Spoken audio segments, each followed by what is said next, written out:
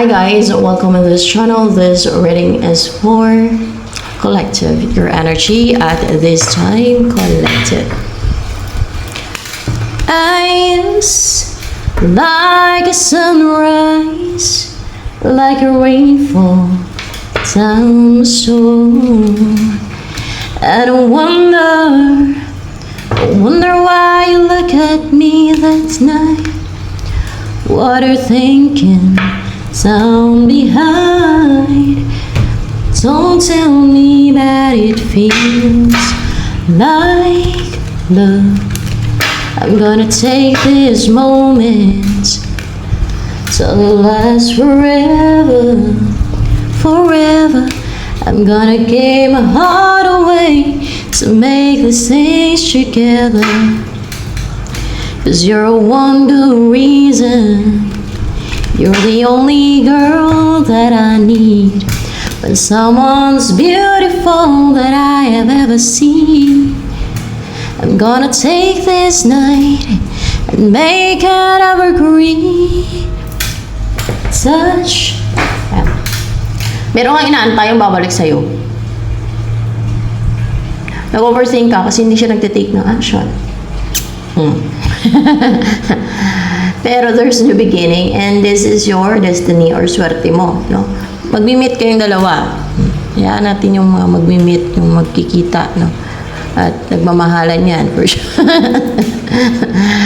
Maliwala kung ginayuma. Hindi totoong pagmamahal, gayuma eh. Wala tayo doon. Bahala sila sa buhay nila. So, ayan, there's a reunion.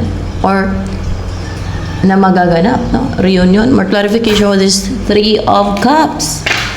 Pwede din kasi third party or reunion. There's reunion and stability, stable relationship or marriage na mangyayari. That will happen maybe soon or soon. It will happen soon. Hayaan na natin yung wag nang pakialaman yung mga yung iba kasi pinapakialaman eh. Yan yun na, nagmamahalan sila. Ay.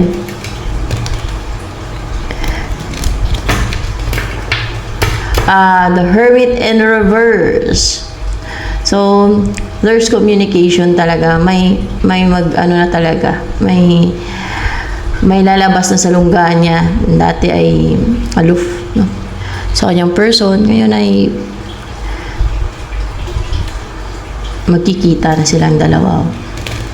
Meron na siyang gagawin, magkita silang dalawa ba? Nanghinayang kasi to kasi walay silang dalawa. Nanghinayang kasi naghiwalay sila. They're in separation, ganun nangyari. So, good luck sa inyo. Nanghinayang kasi naghiwalay. So, nangyaring separation. At nangyari yung separation. Siguro, hindi siya makatulog. Baka ginayuma. Sure. Bahala na siya. So, ayan guys. So, Four of Swords in reverse. Hindi siya makatulog kasi nag-end. No? May nag-end sa kanilang relationship or sinumpisa nilang relationship na destroy. O, hindi siya kalmado. Hindi na siya magpatingga or yung walang gagawin. Kikilos na yan. Makipagkita na yan sa kanyang person.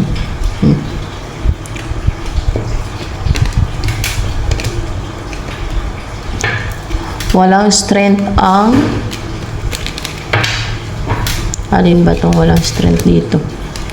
Yung hindi na umi-effect ang kanyang mga manifestation spiritual na ginagawa. Na bigo siya, nasasaktan siya. Siguro may gusto to sa isa. Hayaan na. Dapat hayaan na lang. Kahit ex pa yan. Ako kahit ex ko, kung may karelasyon, wala na ako dun. Kasi ex ko na yun eh. Wala na ako dun. Kung ako, o ex ko, na may karelasyon na iba, magkaroon siya ng iba na na kung mamahalin naman siya, di ba? Kung na mamahalin siya, why not? Naging happy na yung buhay niya.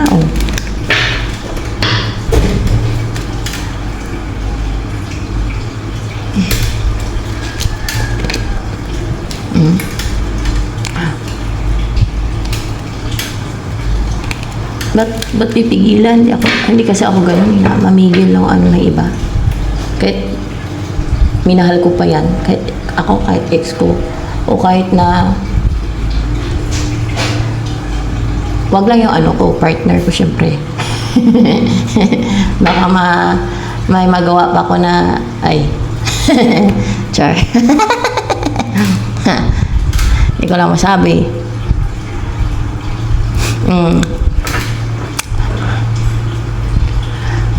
Merong makarecover sa yung nahirapan siya, yung na left out in the cold siya. Kasi magkikita na silang dalawa eh. Dahil destiny siguro, or ano ba yun, destiny niya. Let's see Yeah, destiny niya. Nabubuo sila ng family. Wow. It's a wow. Yan guys.